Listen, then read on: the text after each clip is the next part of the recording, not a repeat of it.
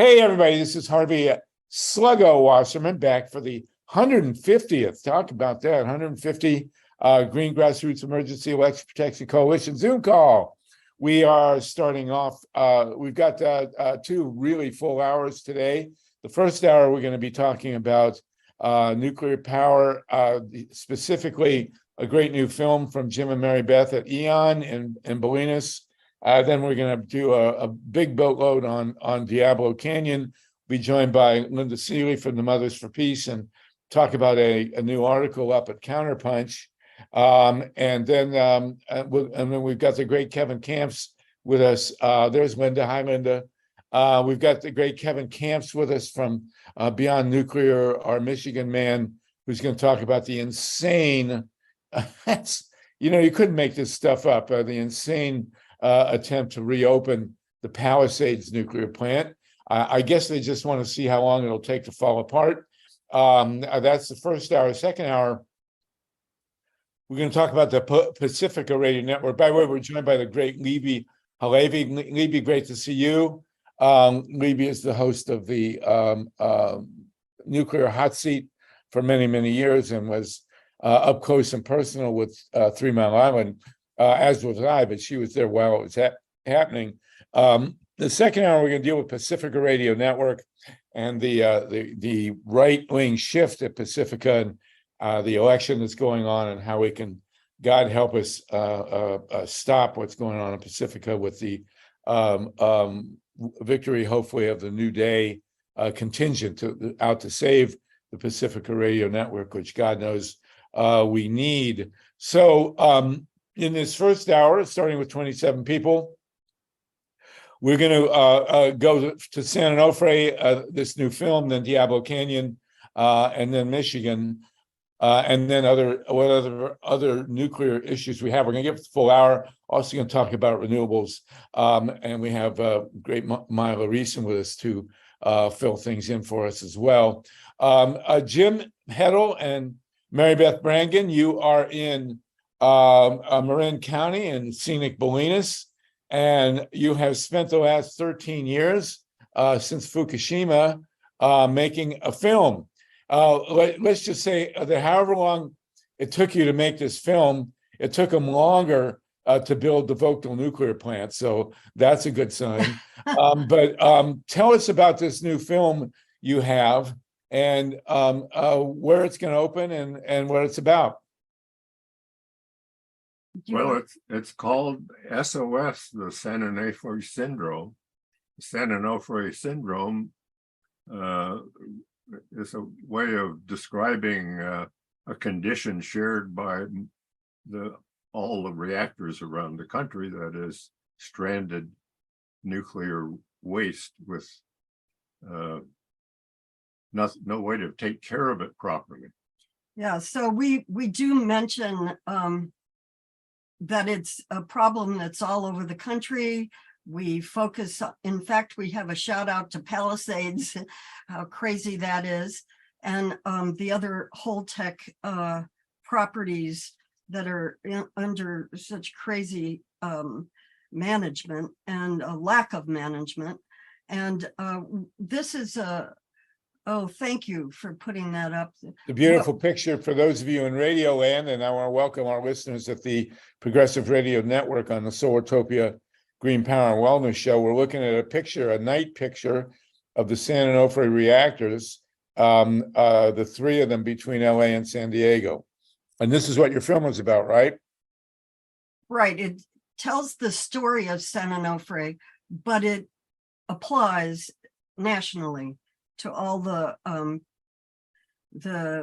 various reactor sites with piling up high-level radioactive waste. Basically, it shows the power and effectiveness of organized citizen-informed resistance and the dereliction of duty of the regulatory agencies, which are corporately captured and are more in favor of industry interests than public safety.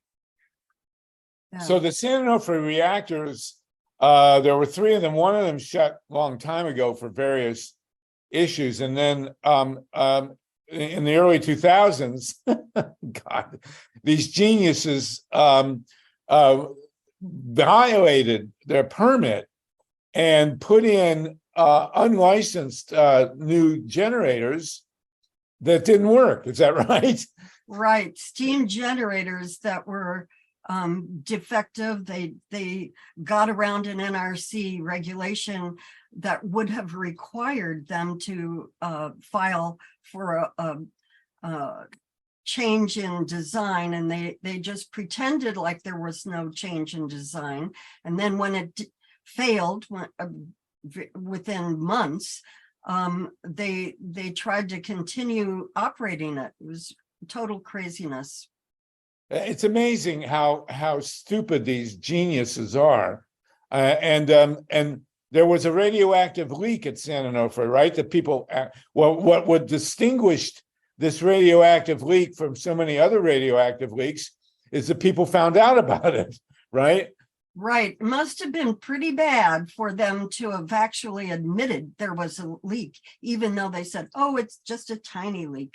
But you know, they routinely emit during operation a lot of radioactivity. So for a leak to be even admitted, it must have been severe. But it kicked into action, informed citizenry, and contrary to frequent belief, it had impacts, and eventually the plant was closed down. But then they discovered plans to bury the waste that had accumulated from all the years of activity right on the beach within reach of the next tsunami or high tide. Yeah. Right. 100 feet from the tide line. So what has happened now? Inches above the ground table. What's happening now with the radioactive waste at San Onofre? Oh, it's just sitting there in corroding canisters waiting to be properly dealt with. That's what I'm visualizing. That's what we're hoping is a result of our film. Well, I think they should take the waste from San Onofre and divide it between the White House and Mar-a-Lago. What do you think? Well, the problem is transporting the waste anywhere is a big danger because it's like a mobile Chernobyl, as people say. Yeah, Kevin is an expert on the horrors of transport. These are very fragile tubes that can shatter under certain conditions. And if the pellets inside get together, they can cause a criticality. So it's really a rolling potential Chernobyl zipping across the country. So what we're promoting or advocating, or at least wanting to get the conversations begun, is the concept of keeping, remember hardened on-site storage, HOS, that was the movement's recommendation for years and years and years. And this is more or less HOS plus, because what we're advocating is that in order to keep it on site in a safe condition until a more permanent solution is developed, it needs to be repackaged. That requires a hot cell, which is an enormous facility where you do it robotically.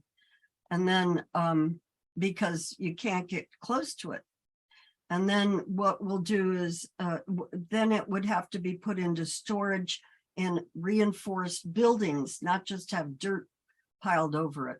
And so then it's being maintained while the next best thing is developed. We're calling it, or we didn't coin the term, but we're referring to it as rolling stewardship, transgenerational rolling stewardship, instead of abandonment in deep geological caverns and abandon it, you know. Unless that and people come up with ways to overcome the challenges with that plan. But we're not concerning ourselves with the long term. We want, this is interim. This is what needs to happen ASAP. Yeah, even if there were a geological deep repository, we'd still have to take these measures to make sure Right. it's safe in the short term. Well, we refer to these deep geological places as suppositories. And we admire your film. It's coming out. We'll talk about it again in 2 weeks. We will not meet next week, by the way. Next week is Yom Kippur. We will meet again in 2 weeks, and we will have you back to talk about the actual film, which opens Sunday, October 8th. Where will it be opening? It's at the Regal Film Theater in LA, downtown LA. Oh, And okay. Premiere. That's why I wanted to know where you were, Sluggo. If you Oh, can well, I'll make be it. there. I'll be Oh, at the good. premiere. I got to go rent Wonderful. the tux. And then it'll be virtually available on Friday, October 13th. Right. So Jim and Mary Beth, you guys are really great, tremendous filmmakers. The film is called San Onofre Syndrome, SOS, and we'll have you back in 2 weeks to talk more about it. And of course, we do want to celebrate the fact that it was citizen action that has shut the San Onofre reactors.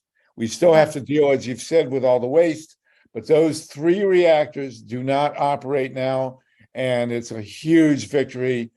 California is down to 2 reactors, the 2 at San Onofre, and we're going to talk with Linda SEELEY, and of course, KEVIN KAMPS is with us also to talk about what's going on at Palisades. One more thing I wanted to say, we'd love to promote the petition with the showings. The petition, the Mothers for Peace, just began with the showings of our film. So let's make sure we cover all the bases here.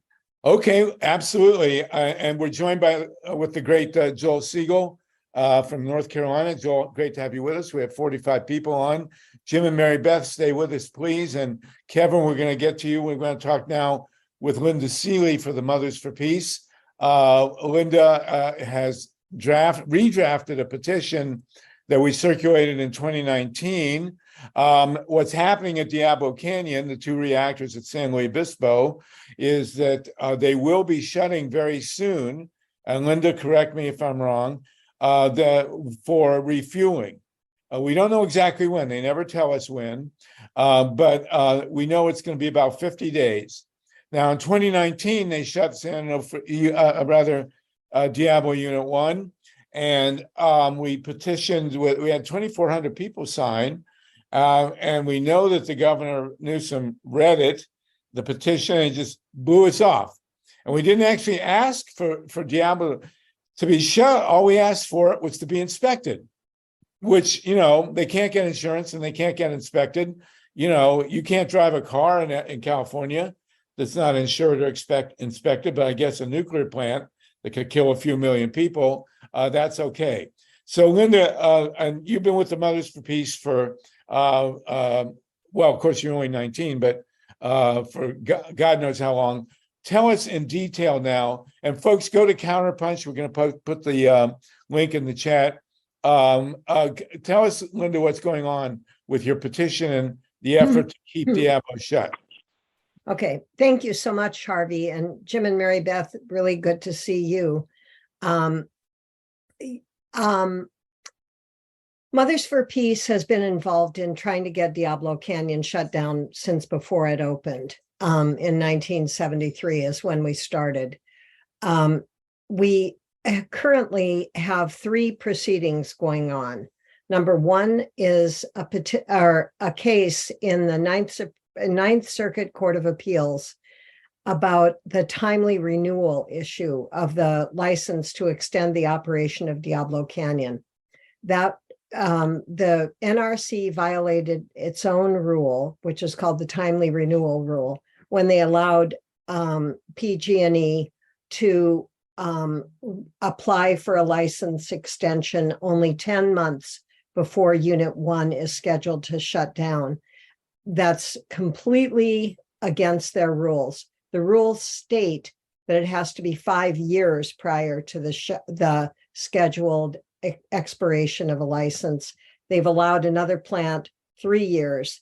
10 months is insane, especially when you think about and then, okay, that's the first thing we're involved in. The second thing is at the California Public Utilities Commission, where we are saying that Diablo Canyon is not economical, it's not safe because of earthquakes, because of the Unit 1 reactor vessel, and we have enough renewables to make up for Diablo Canyon right now. So don't let anybody tell you that we need Diablo Canyon because we need this carbon-free energy source. It's completely BS, okay?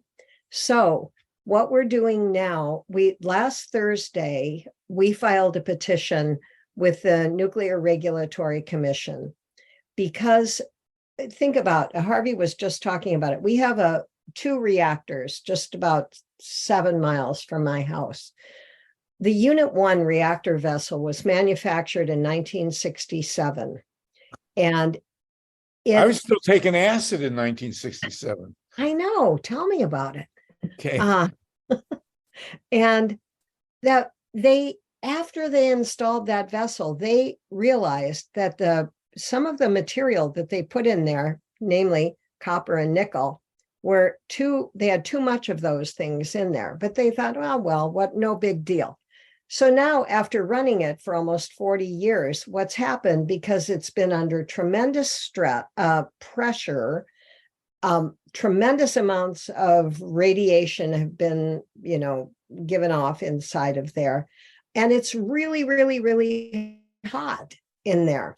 And everything works fine as long as it's just everything is going along perfectly. The problem is that if we would have an earthquake at Diablo Canyon, and there happen to be 13 earthquake faults just in the very vicinity of it, and one of them runs straight under the reactor, and that one has recently been found to be what's called a thrust fault, meaning that if it went off, it would go up instead of sideways. And those things cause a lot more damage to structures. It's the one in Turkey was a thrust quake that killed so many people.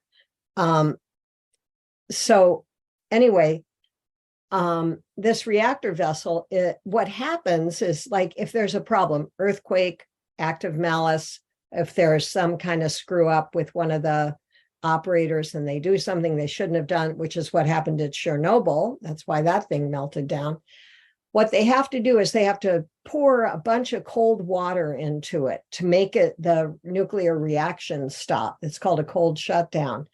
And if they have to do a cold shutdown in a reactor vessel like Unit 1, the chances are really good that the whole thing could shatter like a glass. And if that happens, there is no emergency backup safety net for the reactor vessel. If that would happen, it would be the worst thing that could happen in a nuclear power plant. So what happened is that here, let me jump in real quickly. What would Okay. happen, because we saw this at Fukushima, if the reactor pressure vessel shatters, God forbid, and God knows how hot it would be, you would have steam, which of course is highly volatile and expands in an explosive dimension. You would have hydrogen, which is also, hydrogen is what caused the explosions at Fukushima, including Unit 4, which wasn't even operating at the time. So, and then you could indeed have fission and an actual nuclear bomb, which we think may have happened, and Kevin knows a lot about this, at Unit 3 at Fukushima, where there was plutonium. So all of that could happen at Diablo Canyon if, God forbid, in an emergency situation, the pressure vessel would shatter. And that's why embrittlement is such a big issue, because essentially with an embrittled core, you're driving a car where if you put on the brakes, it explodes. That's actually not a good strategy for running a nuclear plant. So No. go ahead. It's really bad strategy. Yeah. So what we had heard about this embrittlement issue back in 2007, when the NRC wrote a letter, and it was about Palisades, and Kevin will remember this, that they listed the most embrittled reactors in the fleet of reactors around the country, and Diablo Canyon was like number 5. And we're like, what? This is embrittled like this. One of our citizen members of our community is an engineer, and he started digging into this issue last year, over a year ago.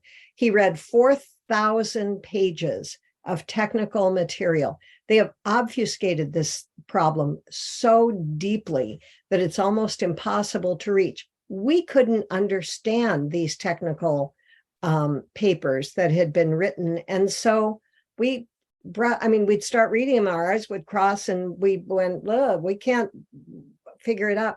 But this guy, a friend, he's now become a friend, dug it out. And then we were able, Mothers for Peace were able, by a stroke of luck, to hire an expert witness who is one of the most, he's probably the most highly respected materials engineer in the whole country. His name is Digby McDonald, and he teaches at Berkeley. He is an illustrious material scientist, and he is pro-nuclear, but he started reading all of this material, and he said, oh my God, this is true. This reactor vessel probably ran out of its viability. Well, he said 2024, give or take 10 years. That means that it might have been too embrittled back in 2014. And that we may have been running this thing all along with a reactor vessel that's like a hand grenade. Time bomb. A time bomb, yeah. And so we submitted a petition to the NRC last Thursday, along with Digby's testimony. And they have 25 days to respond to our petition. And what we have asked for is for them to have a hearing of the commission itself to consider this. And they will probably appoint a technical committee from the Atomic Safety and Licensing Board to review everything. I don't know that, but that's their customary thing. And Kevin, you can probably comment on that. And then also, of course, we're bringing it up in our case with the California Public Utilities Commission, because they're the ones who are giving out $1.4 billion to PG&E to keep a time bomb running. And so we want to cut that off to make sure that our state legislators know all about it, and that the Public Utilities Commission knows what's going on, so that they can have a chance to redeem themselves before they have to be blamed for a horrible possible accident in California. So let's make sure people understand this is a very big deal. This petition, this lawsuit is in front of a federal court, the Ninth Circuit Court, and the law has been that the civil courts have no jurisdiction in the nuclear industry because of the Atomic Energy Act of 1954, but that veil needs to be pierced. There is precedent for this. In 1991, lightning struck the Yankee Row nuclear plant on the Deerfield River in Massachusetts, which at the time was among the oldest reactors in the country. I believe it had opened in 61, so it's 30 years old. And the owner of the nuclear plant, Yankee Atomic, was wanting to start it again. But we raised a movement in Western Massachusetts, and we got a hearing in Congress. just as there was a changeover at the commissionership, the chairship of the NRC, and a congressperson from Bucks County, Pennsylvania, Peter Kostmeyer, in a hearing, told the incoming chair of the Nuclear Regulatory Commission, his name was Ivan Selin, and I was sitting right next to him. I testified in the hearing, and there was me, and there was the chairman of the Nuclear Regulatory Commission. Come on, you know. Anyway, so Kostmeyer told Ivan Selin that he needed to make sure, and we raised the issue of embrittlement. It would not have become an issue without the citizen participation. And he told the chairman, incoming chairman of the Nuclear Regulatory Commission, that they needed to have Yankee Road tested for embrittlement before it reopened. And there was a whole uproar, and we don't know to this day if Yankee Atomic had the capacity to test for embrittlement. There was discussion of they were going to have to take like an ice cream scooper and somehow carve out a piece of the reactor pressure vessel and test it. And so they came back, and either they couldn't do the test or they didn't want to do the test because they knew the thing was embrittled. And Yankee Road never reopened. And the mothers now have the same lawyer, Diane Curran, who won the Yankee Road case, is now the lawyer filing this legal petition. And the part that I forgot to say is that upcoming, we mentioned this earlier, Harvey, in October, the Unit 1 reactor is going down anyway for maintenance, for refueling. And our petition demands that, number one, they hold a hearing about it. And number two, that the NRC order that it not be allowed to come back online until they have taken a sample out of the reactor vessel and tested it. And now the interesting part about this is that PG&E anticipated this back in April, and they filed with the NRC an exemption. They said, well, we're going to try to get a sample out of the Unit 1 reactor vessel when it goes down for refueling, but we might not be able to get a sample out. So if we can't get a sample out, can we postpone it till 2025 and then wait 18 more months to get the results back? And we are saying, no, you can't. You can't do that. You cannot restart that reactor until we've got the results in hand. If it turns out it's perfectly fine, well, it's perfectly fine, but it's not perfectly fine. Well, if it isn't perfectly fine, we can anticipate that they'll change the regulation of what's acceptable embrittlement so that it becomes perfectly fine. Lucky for us, we have the great KEVIN KAMPS with us, who is truly an expert on this from Michigan. And Kevin, correct me if I'm wrong, you're the top expert on Palisades. Is it true that the NRC said that they looked at Palisades and they said, well, Palisades isn't embrittled, therefore Diablo Unit 1 isn't embrittled? Is that a narrative that came out somehow? Well, like Linda said, back in 2013, we kind of had the NRC cornered on all this stuff, and we kept demanding that they provide us a list of the most embrittled reactors in the country. And they finally did. We turned out like 120 people onto one of their webinars. We got the webinar in the first place by pressuring them. So we kind of, we're holding their feet to the fire. And so the list they came out with had Palisades and Point Beach, Wisconsin, Unit 2 tied as the worst embrittled in the country. So Lake Michigan is wedged between the two worst embrittled pressurized water reactors in the country. And then Indian Point Unit 3 was the next one, worst embrittled. Thank God it's closed. It's being decommissioned as far as we know. And then tied for the last two of the top 5 worst would be Diablo Canyon Unit 1 and Beaver Valley Unit 1 in Pennsylvania. So that was the list. What you just said, Harvey, about regulatory retreat. I mean, the Associated Press, an investigative reporter named Jeff Don, did a 4-part series after Fukushima. It was called Aging Nukes. It was focused on the US.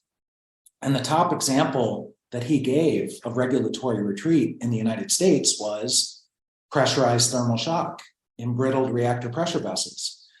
So this, as you said, has been going on for decades. I think the lesson that the Nuclear Regulatory Commission and the industry learned after Yankee Row was we will never let that happen again. And so they have devoted themselves for the past 3 decades to not let that happen again. There will never be another reactor shut because of these risks, these particular risks. But they've even worked it into the 20-year license extension processes, the 40-year extensions out to 80 years. They're rumoring 100 years.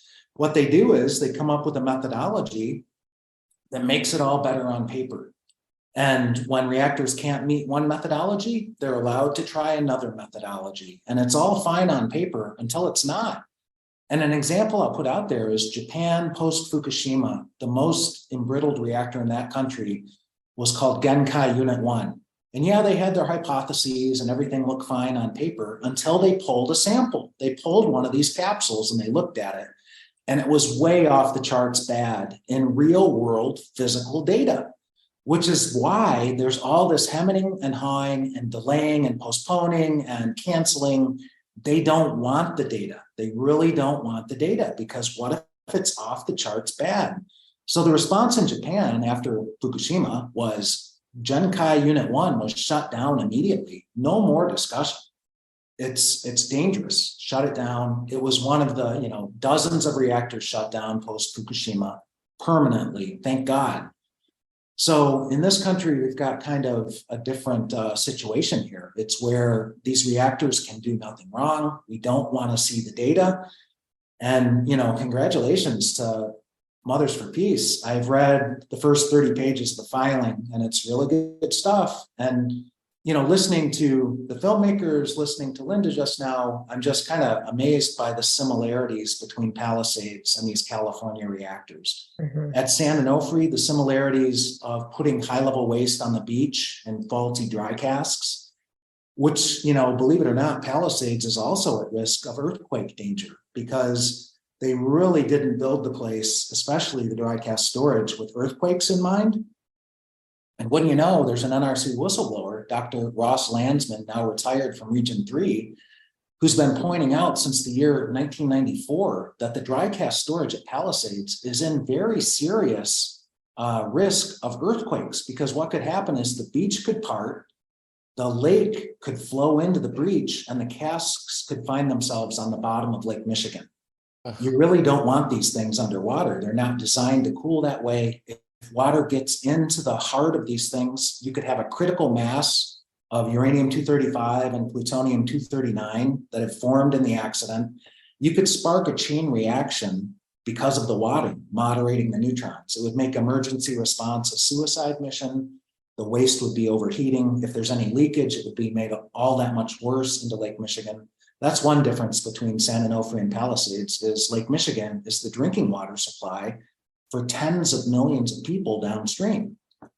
And then the similarity on embrittlement between Diablo Canyon Unit 1 and Palisades is another similarity. So, where Diablo Unit 1 was supposed to shut next year, and I hadn't really realized about the 13 years or the 16 years they'd recaptured on their license. That was kind of news to me. They've done similar at Palisades. They recaptured, the construction period, for example. Right. So these reactors should have been shut years ago, decades ago, but nope, they're still going. So the fight at Palisades is getting more and more serious. Where Diablo was supposed to close next year and the year after, Palisades, originally was supposed to close in 2007. Then they got a 4-year recapture of the construction period.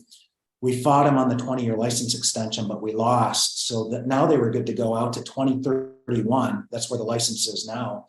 But we've learned that Holtec, in its restart scheme, we're calling it a zombie reactor restart scheme. Sure enough, they're not going to go through all this bother to just operate till 2031. They're going to go for another 20 years. That will take it out to 2051. And, you know, what just happened, which made the news several days ago, was that unfortunately, Holtec has found a buyer for the electricity. These two rural electric co-op networks, one in Michigan called Wolverine, how clever, the other in Indiana called Hoosier, how clever. And it turns out that Wolverine got burned on Fermi Unit 2 decades ago. They got gouged. They were lucky they didn't get worse gouged, but they got gouged. They should have learned. They haven't learned. They're now in bed with Holtec. You've got the safety risks, which are off the chart. You've got the gouge to come in the form of a power purchase agreement that's way above market rates.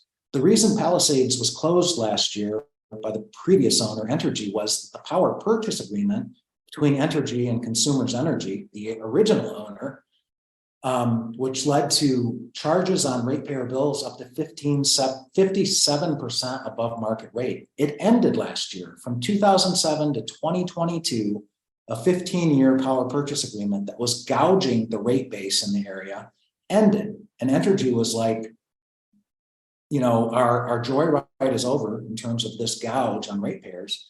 But Entergy has known about these dangers. They knew about the dangers of acquiring Palisades before they did so. They didn't make any of the fixes that Consumers Energy said needed to be made in 2006. The lid, the steam generators, the reactor pressure vessel, the list goes on and on. So here we are in this predicament where the safety risks can't really be overstated.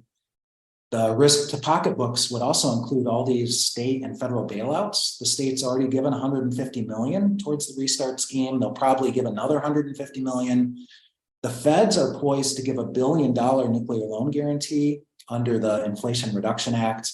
But I don't think Holtec has given up on that same pot of money that Diablo accessed, the Civil Nuclear Credit Program at DOE. That would be another $1.2 billion from the feds.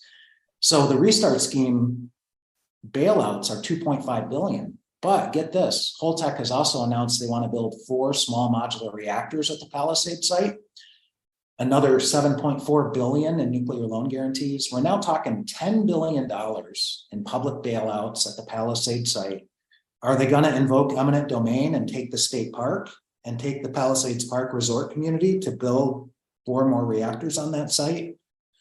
So all of this is in play. It could all culminate in a decision by Halloween, which is so appropriate and appreciated that Holtec would choose Halloween as their decision date on the restart of the zombie reactor.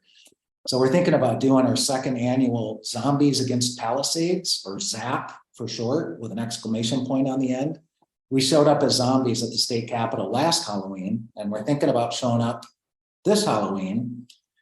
But it is some scary stuff. These are nuclear nightmares, no joke.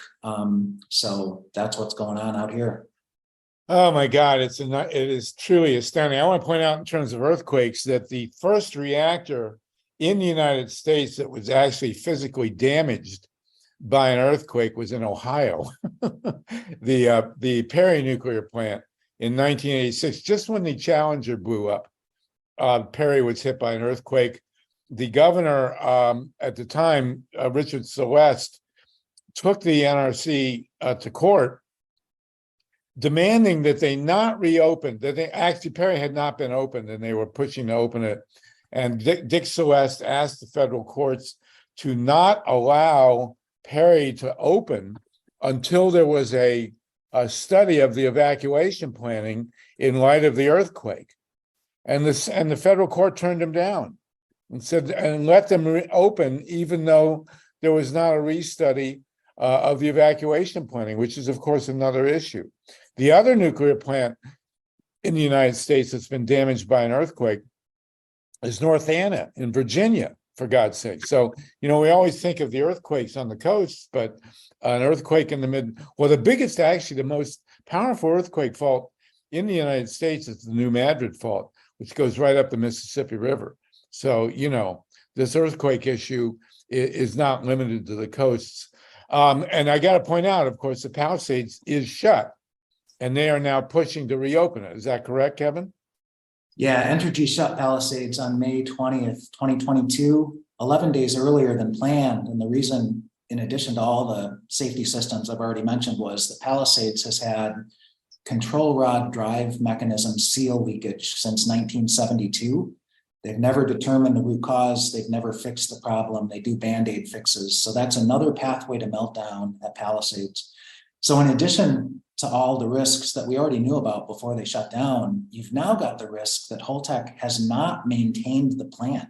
They have not actively maintained the steam generators. They've not even turned the turbine generator.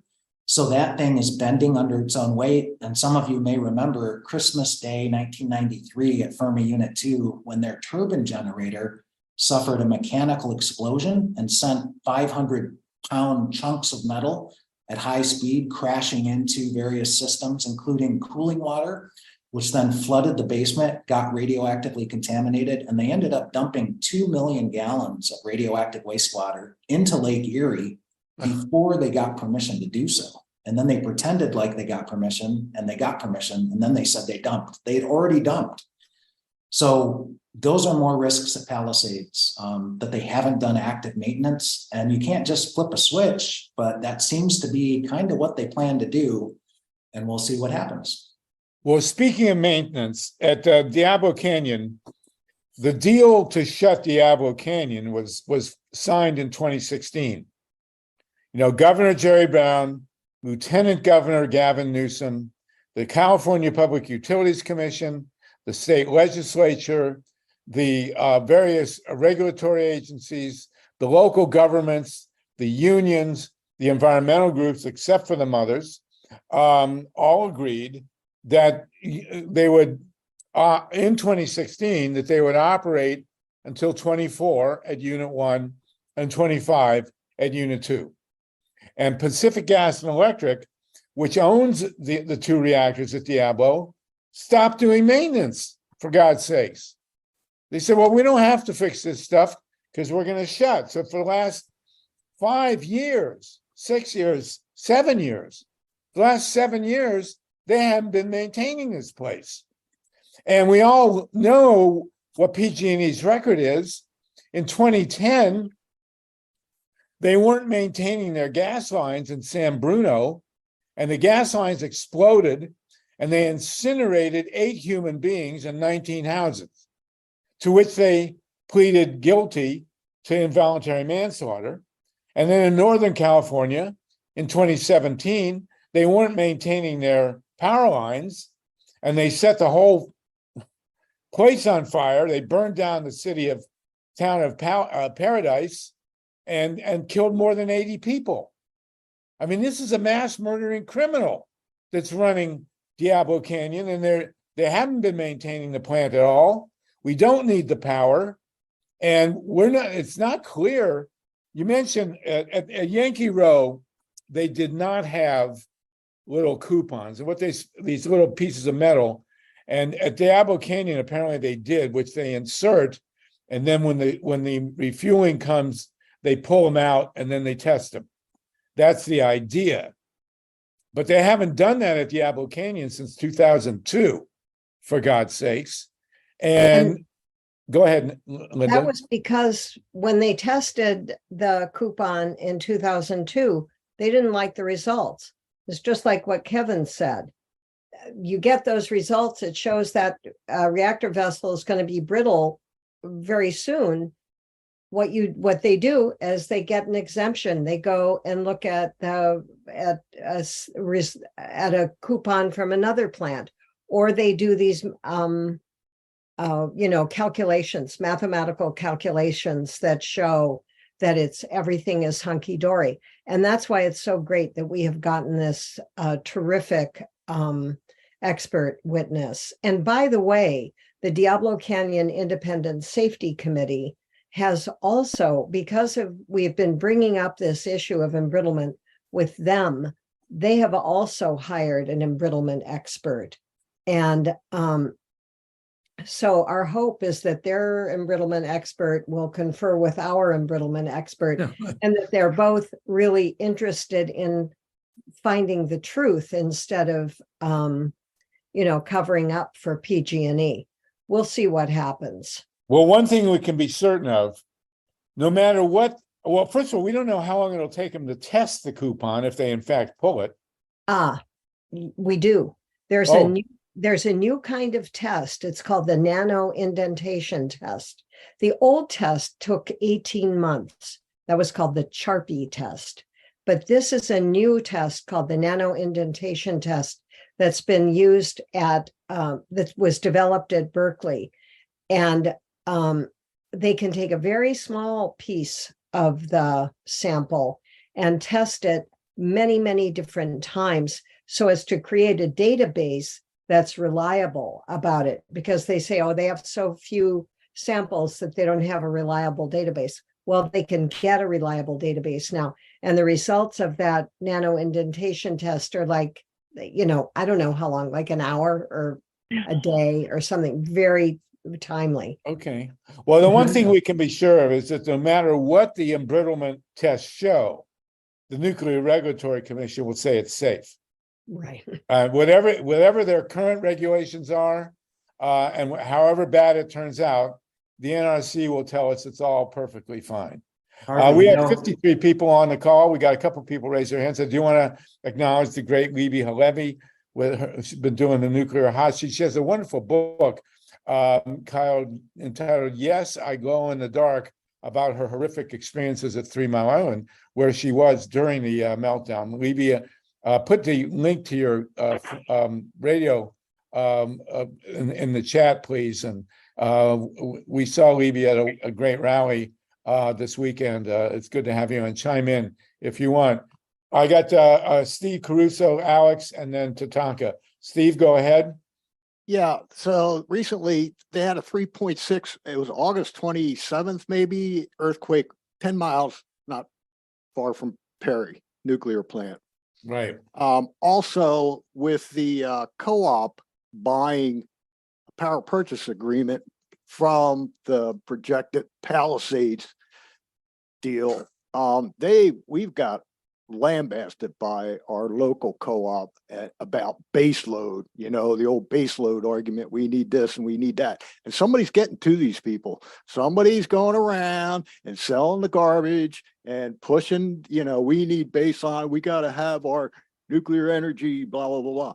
And then also, it's not related to nuclear, but in the way the replacement for nuclear is this fight against Citizens for Responsible Solar, this group that's out there, getting money from Koch brothers and the whole thing. I put a thing in the chat, a file that's an article that I transcribed from Jay Warmke's video. And it's just this whole push from the other side to get people to move over to nuclear. And this is where we got to build the wall, hold our finger in the dam, and stand there and wait till help comes, because it's got to stop.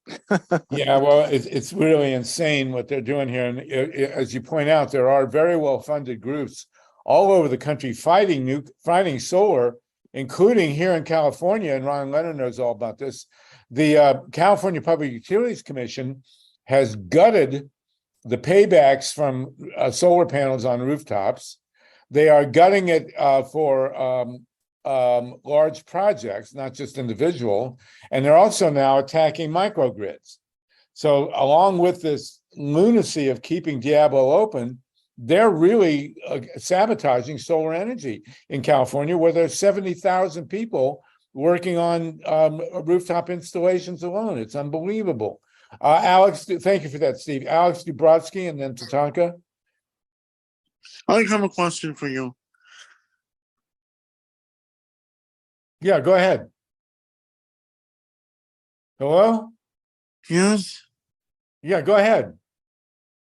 How much will it cost for people to stop fighting? I don't know. It's a good question. But we don't know. But thank you for that. TATANKA Bricka, go ahead. This is not a serious suggestion, but this gets so insane. I'm thinking that we should have executive coupon-lined clothing and pajamas and order every one of the executives from the private plants in the state to have to live on site right next to the power plant for the next 40 years? Well, hopefully we'll get it shut. I do want to point out one thing, and this is an important honor. We're at 250. We have 54 people with us. The argument over nuclear power is no longer actually relevant as a big issue. Because, first of all, there are 93 reactors in the US and one more is left to come online. And people who are arguing about global warming, everybody, global boiling it is now, everybody understands that in the next 5 years, we have to very seriously move away from burning fuels that involve carbon. And the bottom line is that, you know, nuclear plants do emit carbon. They also emit serious quantities of heat. A reactor operates at 571 degrees Fahrenheit. The last thing you want to do to cool the planet is have burning at 570 degrees Fahrenheit. But the bottom line is that nobody is going to build any more of these reactors. Even if all of us who oppose nuclear power turned around and said, yeah, go ahead and build them, there are none to build. There are zero, except for Vogtle, there are zero reactors, old style reactors under construction in the United States. And even under optimal circumstances, the small reactors are not going to be coming online for 5 or 6 years. So for the next 5 to 6 years, there is a big zero from the nuclear power. There isn't any to be had. And anybody who's serious about fighting global warming and cutting down on heat emissions and carbon emissions, there's no there. You know, so you want to be in favor of nuclear power, go right ahead, but you're not going to build any new reactors for at least the next 5 years. It's a non-existent player in the field of climate change. You know, and the new reactors are really sketchy. These small reactors Kevin mentioned allegedly coming into Palisades. It's not even a prototype, as LIBBE pointed out to me on Sunday. It's not even a prototype new a small reactor, and none, repeat, none of the cost projections on small reactors even comes close to competing with renewables today, let alone 5-10 years from now. One question, Harvey. Yes, Tatanka, please. For Linda and maybe Kevin, this is a tactical question. Do you have a list of people that you can call on at a moment's notice, like that we can all be on to show up for whatever we may need to do with high profile people willing to be arrested, et cetera? Is there something in the planning for that? We do not have that, Tatanka. Should we have it? Yeah. What do? Do we just get in touch with you, say, please put us on the emergency list to show up if things go sideways, or we need you after this hearing? Or I don't know right off the bat. Maybe but we can that's talk such later. Yeah, Because it's that's good such to a good have idea. it's good to have a vigorous nonviolent action plan ready. Got it. Well, I would just add, we have the listservs, of course, and then people on the listservs have to spread the word. I would just point out, I don't want to speak for you, Linda. I'm working 28-hour days, okay? Right. So to put one more thing on my list of things to do is not really fair. So if people want to get involved and have good ideas, jump in and bring your friends, because we're a small group of people, most of whom aren't getting paid at all. Right. And there's only so much human beings can do, but more human beings could do more. So we welcome more people to help us with this work. Thank you. Yes, and Linda, the petition, like I said, the petition we circulated in 2019 when Diablo won shut for refueling then, we got 2,400 signatures, including some very high-level people in Hollywood. And we're basically going to slightly revise that petition and recirculate it. But, you know, Gavin Newsom, everybody's trying to figure out why he's doing this. And, you know, there was just a big article in the LA Times explaining allegedly why he won't run for president. But none of us believe that. Apparently he's dyslexic, and and also they say that he would not challenge the vice president. So I don't know. The only thing we've been able to figure is he's getting a ton of money behind the back from the nuclear industry. That's the only thing that makes any sense, because he has single-handedly pushed the extension of the license at Diablo Canyon. If it wasn't for Gavin Newsom, this wouldn't be happening. No. Mhm. And it makes no sense unless he's going to run for president. He can't seriously believe that we need the power. I mean, that has been proven 6 ways from Sunday, that, solar and wind continue to exceed all expectations. Even in the attack that's going on all over the country against solar continues to grow very rapidly. I mean, it's still booming because it is so much cheaper than any of the fossil fuels now, and certainly the nuclear. I mean, the Vogtle reactors are coming online 15 years late, and they were originally going to be 14 billion. They're coming in at 36, maybe, might get up to 40. I mean, it's off the charts. James So- Heddle's got his hand raised. Yes, Jim, let's go back to you, and then Robin, and then Alex again. Go ahead, Jim. Well, I wanted to mention, Mary Beth? bring up 2 things. First of all, when the talking point, the industry talking point is it's no carbon emissions. And I think it's such a fascinating irony that it's actually radioactive carbon emissions that happen from an operating plant it constantly. And then I also wanted to bring up and I ask your opinion, Harvey, Linda, Kevin.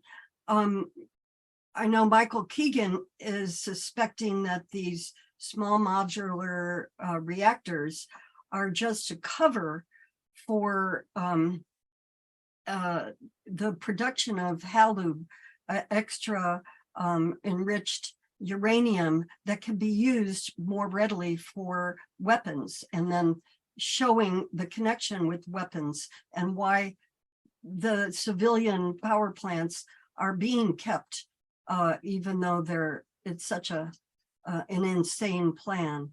What do you say? Well, to we that? know that the nuclear power, nuclear weapons industries are completely joined at the hip, Right. and that the nuclear power weapons industry needs the commercial industry to get uranium and trained personnel. And the HALEU, the specifically enriched uranium for Right. the small reactors, is all coming from Russia right now. And there's also this uproar in Nigeria, which is also a major uranium supplier. It's all very murky and really evil. It's not exactly clear 100% what's happening, but we do know that they can't build any more big. The last 8 big reactors built in Europe and the United States have all been unmitigated catastrophes. The one in Finland, Olkiluoto, came in like 15 years late, double the budget, and they now shut it periodically because wind is so much cheaper. The one at Flamanville in France, still not open, totally off the charts in terms of delay, billions of dollars, enormous money loser. There's 2 in Hinkley in southern England. Again, they're up to 35 billion euros. They're not open. Makes 0 sense. In the United States, we have the 2 at Vogtle. One just came online, one's about to, allegedly. Started in 2008 or 9 at $14 billion. They're at $36 billion. And then the big prize goes to VC Summer in South Carolina, 2 reactors that they put in $10 billion and then they abandon it. It's just sitting there, completely unfinished, never open, a total waste of $10 billion. That's the last 8 big reactors built in the United States and Europe. It's a train wreck. And so there's never going to be another big reactor in the United States. And these small ones are a total fantasy. There's a giant hole now in the nuclear industry's argument that they can fight global warming because they can't build any new reactors, at least for the next 5 to 10 years. And so then we come back down, they shut Palisades because it's uneconomic and dangerous as hell. And now they're going to reopen a plant that's been shut for 2 years? You got to be crazy to even think about doing something like that. It's off the charts. Mhm. So, Robin, did you want to say something, Robin, and then Alex? Yeah. The problem with nuclear, I think it's more because it's all privately owned and for profit, and the Fukushima problem, it was GE, it had a whole lot of disastrous designs in their plant, and if nuclear power was run by the government and, to make sure that it was absolutely safe, it wouldn't be so bad. But, most of the nuclear power plants, the companies are run by narcissists and sociopaths that only care about big profit. And I think that's that's the reason it's such a disaster. Well, we've had reactors at Tennessee Valley Authority and also Bonneville Power Authority, and they haven't done so well either. Unfortunately, Robin. But Can I speak to that too, Harvey? MYLA, go ahead, and then we'll just wanted to do say Mimi. that the Palo Verde nuclear power plant in Arizona, the largest nuclear power plant in the country, is essentially a muni. It's owned by Arizona Public Utilities, New Mexico Public Utilities, PM. It's also owned by a consortium of Southern California electrical companies and municipalities, and it evaporates 27,000 gallons of water every minute of every day to keep the 3 giant reactors from exploding in the desert. It's depleting, it's just insane. So no, that isn't the answer. The answer is to shut the reactors down, whether they're run by governments or whether they're run by private corporations. They need to be shut. They can't be run safely. They're very dangerous and they need to be shut. Talk about routine emissions. Yeah, well, let's do Mimi, and then we'll go to that, and then we've been joined by Jan Goodman and MYLA's with us, so we're going to segue over to a discussion of Pacifica Radio, but this is something we got to keep going at for a while. Mimi, go ahead. Mimi, I know you're a big organizer here in California. Thank you. Hi, everyone. Nice to see you. I first wanted to say thank you to everyone who made the national and international and fossil fuel climate marches such a success. That was wonderful to read about. I went to Sacramento in a bus from Berkeley, and we were all floored when we read the headline of 75,000 people in New York City. So great job. I can't clap because I'm holding my phone, but great job, everyone, for that. But I just wanted to warn people to be aware that I've heard Jennifer Granholm refer to nuclear as clean energy. So is she still doing that? And folks, when you hear that, you've got to, gently correct that right away, because that's not a proper frame for nuclear, as all the amazing organizers here know. And that's all I wanted to say, is to be aware of, that false framing. So thank you. Kevin, thanks. I'll go. Kevin's got a history with these 2 women from Michigan, Jennifer Granholm and the governor, Whitmer. Kevin, you want to talk to that? Yeah, Granholm, the energy secretary, was attorney general and then governor of Michigan. And when she was AG, we turned to her for help. We were fighting a mixed oxide plutonium fuel shipment from Los Alamos, New Mexico, to a test reactor in Canada. It was actually weapons plutonium that had been converted into reactor fuel. And they were going to try to do that with mountains of weapons plutonium from Russia and the US, turn it into reactor fuel. And that program, after the wasting of many billions of dollars, has thankfully stopped for now anyway. But Granholm would not help us. She gave us the cold shoulder as AG. She was not going to do anything about that shipment. So we had to do it on our own. And then when she was governor, she ran for re-election as governor, and Consumers Energy, who owned Palisades at the time, loaned a top executive to run her campaign for re-election for governor. And perhaps in return, Granholm, then her Michigan Public Service Commission, approved a raid on the Palisades Decommissioning Trust Fund to the tune of $316 million, a huge blow to the trust fund. A third of it went to Consumers Energy, the seller. A third of it went to Entergy, the buyer. And ironically enough, a third went to ratepayers. Well, wouldn't you know, the current AG, Dana Nessel, has estimated that the Palisades Decommissioning Trust Fund is $200 million short of even Holtec's plan to decommission the site. So, wow, what a bad idea that went down under Granholm's watch to loot the decommissioning trust fund. It's now short. They can't even carry out the decommissioning that they've said they're going to carry out. They don't have the money. So that's Granholm. She has a horrible history on this stuff, but her boss, Biden, is apparently just as bad. And I will point out that, you know, he came from Wilmington, Delaware. That's his power base originally. You know what's close to Wilmington, Delaware? A 3-reactor complex called Salem Hope Creek. So in a sense, the political economy of Wilmington, 15 miles from this nuclear power plant, is set by the plant. That's what dominates the political economy of the area, along with the chemical industry and what other, you know, insurance industry, and the list goes on, the corporate charter industry. But, you know, if you look at the Crack 2 report by the Nuclear Regulatory Commission, calculation of reactor accident consequences from 1982, the results are so shocking. They tried to suppress the report, but Ed Markey got it outed in Congress.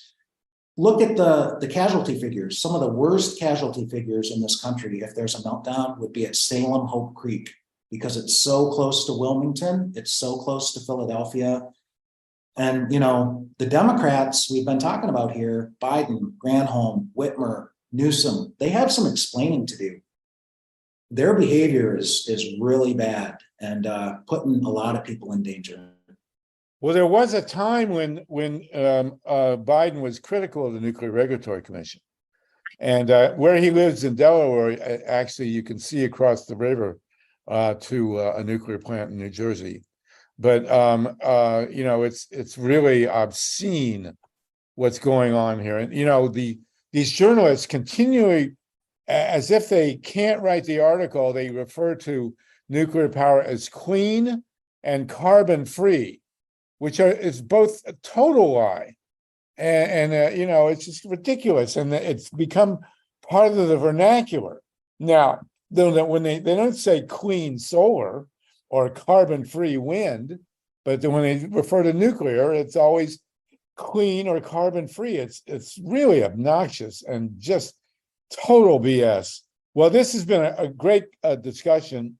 We still have 50 people with us, and Linda, will you tell us again where the petition is and how people can get to the Mothers for Peace?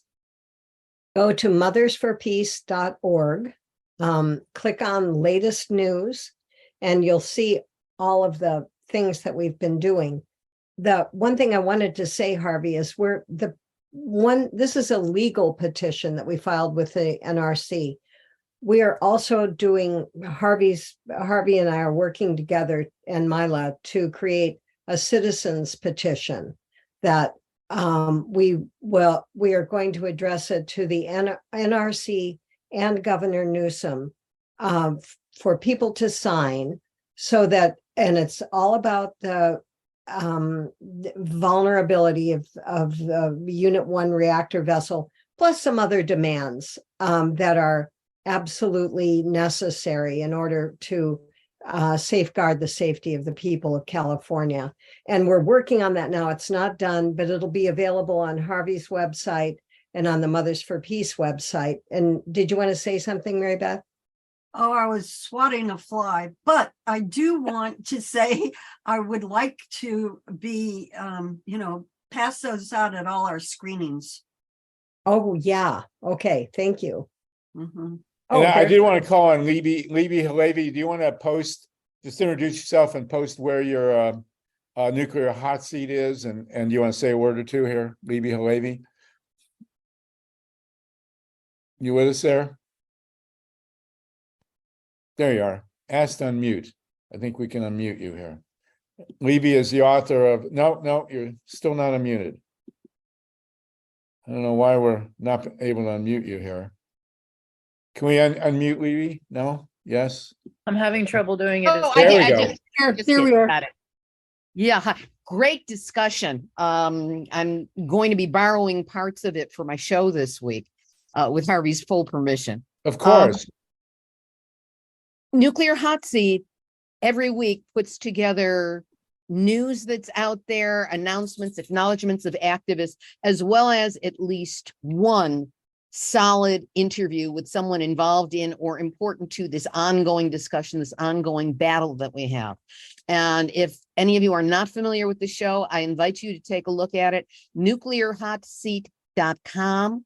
There are over 635 episodes that are up right now. They are searchable through keywords, and you can find background on just about all the subjects that have been discussed here, as well as hear from many of the people. I'm going to be talking with Mary Beth and Jim this Friday for, I believe it's going to be next week's show or the week after that. So we will be talking at length about the movie, how it came about and what it shows.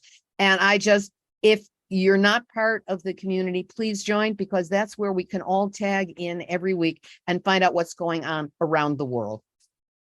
Thank you so much, Libby. It's a great show. We're really glad to have you. Kevin, do you want to throw something in also before we move over to the discussion of Pacifica Radio? And then later toward the end, we're going to talk about Cop City. Wendy Lederman will fill us in on the horrific. I just fight. urge people to check out the chat. I put some of the figures from the Crack 2 report on Salem units 1 and 2 in New Jersey that would impact Wilmington. Like I said, some of the worst casualty figures in the country. And then those property damage figures are pretty shocking. You'd have to adjust for inflation. It doesn't even account for the last 40 years of economic development.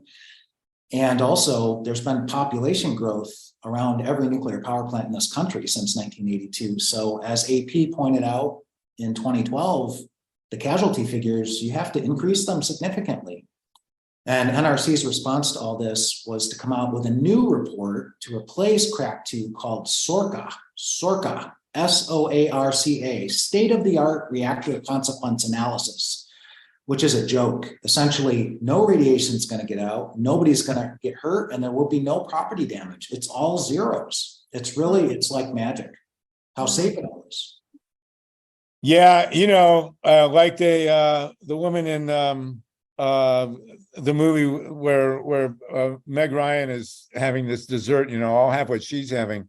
Mind-boggling. Kevin, we want to thank you for your incredible work over the years. Linda, Libby, so many, MYLA, so many people who've been working on this issue, but this is life and death in California. I will point out that every homeowner policy in the country has an exemption clause, which says that if you lose your health, your property, your children, your grandchildren to a nuclear accident, the owners of the nuclear plant are not liable, and you can't sue.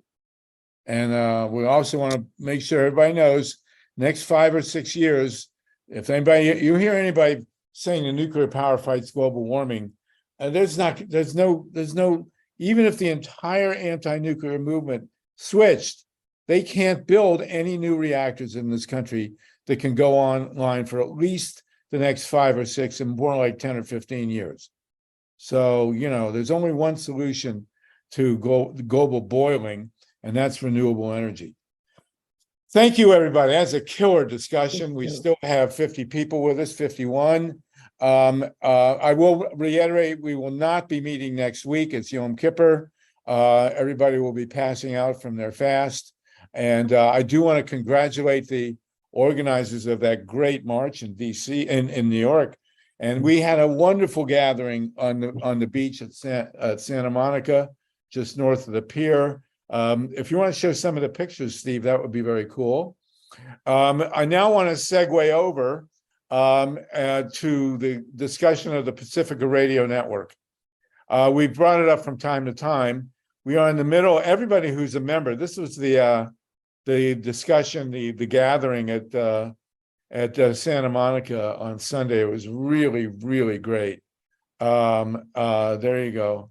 Actually, it was Saturday. This was really focused on the dumping of the million gallons of, or tons, million tons of high-level radioactive water that they want to dump into the Pacific Ocean. But this was a really beautiful event. And this was part of the global, or at least the national march on global boiling that was in New York with 70,000 people. There's MYLA. Look at that. Yeah. There she is again. Hi, MYLA. Great hat, MYLA. Okay. So let's move on over now. We want to talk about the Pacifica Radio Network. Again, go to Mothers for Peace for the petition. Support Beyond Nuclear, which is where Kevin is at. Come to solartopia.org. We need to deal with this right away in Tatanka. His work on this has been fabulous as well. Also, we're joined by Anna Georgi, who's in Western Mass, has been a major leader in the fight against nuclear power there. And we have Joel Siegel with us in North Carolina, a stalwart on the environmental movement. Hi, Anna. How you doing? And so now I want to go to, and Camilla Reese is with us also. Camilla is a candidate for the board at WBAI. And any of you who are members of any Pacifica radio station, you need to listen about how to vote in this election. And we're joined by the great Jan Goodman, who has pioneered along with MYLA Reese, the New Day Pacifica movement to try and retake this network, which is very, very dangerously and disturbingly sliding over to the right wing. And we really, really need to deal with this. It's very, very serious. So Jan, if you will tell us a bit about the struggle at Pacifica and what New Day stands for, we'd appreciate it. Pacifica, by the way, is WBAI in New York, KPFW in WPFW in DC, KPFA in Berkeley, KPFK in LA, KPFT in Houston, and then about 200 to 250 affiliates of campus radio stations and community radio stations. So it's the one network of the progressive left, and we are desperately trying to preserve it. So Jan, if you could tell us what's going on, that would be great. So let me just first ask, if you are a member of Pacifica, of any of the stations of Pacifica, would you put your, like the hand up symbol? Well, there's Saltman and Mike Hurst, Justin, Lori, Tatanka. Tatanka is also a candidate for the board in KPFK, and Dave Saltman's a candidate at WBAI, and Mike Hurst is a candidate at PFW in DC. Okay, so. And Nancy Naparco, by the way, is also. Oh, Nancy's here, yes. And I failed to put my virtual hand up because I was multitasking. Okay, I should put my hand up too, but anyway, I'm not. Okay, Bonnie Bridges, where are you a member, Bonnie? Oh, Bonnie Bridges. Unmute yourself, Bonnie. And Steve Kaiser is a member, I think, at KPFK. Yes. That's correct. New York. Bonnie is New York. Okay, Bonnie. Well, you have Camilla and Dave Saltman on running it for the board at BAI, so I hope you'll support them. And MK, where are you? MK, I don't know who MK is. But go ahead, Jan, go ahead. Okay, so I'm just trying to get a sense of, and Lisa, Smithline, are you still in LA? Or are you somewhere else? I don't know if she's with us. anymore. She is still in LA, but I think she Okay. left the call. And I'm just trying, okay. So it would be really helpful if we just go, all you people that have your hands up, and that I see people are drifting, putting their hands up. If you tell me where you are so I can be Okay, more specific really quickly. Okay, well, Justin? Tatanka is a candidate in LA for KPFK. We're grateful for that. Lynn Feinerman, where are you? That would be BAI. Okay, Lynn, Marin BAI, County. Ruth Strauss. Oh, I'm wrong. Okay, Marin County. Marin KPFK. County, KPFA. Oh, good for you. And Ruth Strauss, of course, is with us in LA. And Dr. Nancy is with us in LA. Steve Kaiser in LA. Steve Caruso, where do you vote, Steve? Which WPFW, Washington, D.C. So you're gonna be voting for your buddy Mike and Eileen Proctor, and we have some great Yeah. candidates in And DC. Jerry Toby, or Toby? Lisa Smithline, you're in Justin. LA. Justin, where are you, Justin? People can unmute themselves right now, so go ahead and try it if you want. Okay, And Central you- Coast. Justin, where are you? Central Coast of California. KPFA? Are you a member of KPFA? I actually registered for KPFK because I know Brad Friedman. Oh, okay, Oh, great. cool. Good for you. So you can vote for us. And Mimi? Where are you? I'm a member of KPFA in Northern California. I'm in the Bay Area. Good. Okay.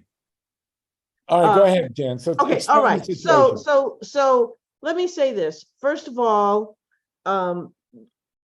the real future of independent journalism on the radio is at stake here in these elections, which will continue running from now until September 30th at 9 p.m. Pacific time. And the reason I say that is that Pacifica is in a true downward spiral, and it does not have much more to go in the downward spiral arena. We have Pacifica had its insurance canceled because it failed to pay its insurance. It is behind in more than 2 months in the large loan that we have that is secured by the radio stations and the licenses, and we are struggling to pay. All of the personnel have been cut very close to the bone. So financially, Pacifica is really on the brink, and that's why we're so concerned. And New Day Pacifica, in fact, was created because of this financial insecurity to try to stabilize it, and we proceeded to write new bylaws that were more in line with what our auditors said. That is to say, smaller smaller boards, and so we've done that. Meanwhile, these elections are going on, and we have people in New Day has endorsed people in Los Angeles and